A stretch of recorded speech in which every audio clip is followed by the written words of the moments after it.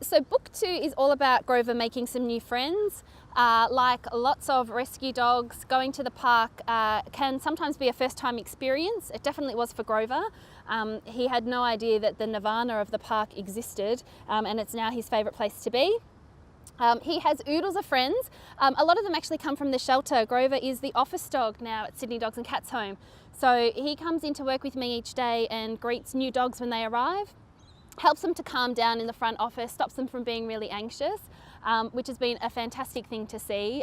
He's got a very maternal approach for a male dog, but he definitely helps them to calm down, and he's the sage, wise old man who has been there before and knows what it's like. So a lot of his friends in the second book come from the shelter, and then there are also some that he has met at our local dog park who are, they're real dogs. All the dogs in the books are real dogs. They're still very much part of our life. We have Boris, who would have to be one of my favourite dogs in real life and one of my favourite characters. He is a German Shepherd and he's an ex-police dog.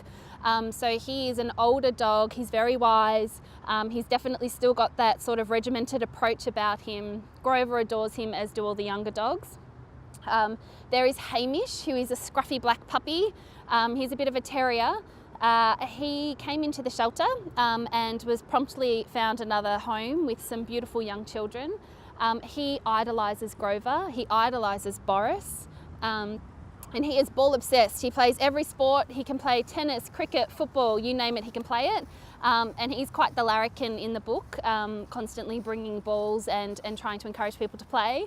And then there's a very special dog in the second book who is Peanut, who is a teeny tiny puppy. He's a Jack Russell. He comes into the shelter and comes into the front office, and Grover thinks he knows what's going on with this little pup. Obviously he'll need a new home, but Peanut is quite confused because he had an owner and he thought his owner was coming back for him. So Grover has to navigate a lot of the emotions around what happens when a human can't care for an animal anymore, and what that second chance would be like. And he goes about trying to not only give Peanut a great time while he's at the shelter and while he's at Grover's house having a sleepover, but also goes on to try and find him the best possible home. So they're just some of the friends. We also meet a special character named Mr. Tibbles, who is the cat that lives next door. It's Grover's arch nemesis. He is absolutely the evil villain of the book series. Some cats are beautiful and nice. Mr. Tibbles did not go to that school. He's a very different kind of cat, so they have some fantastic times together.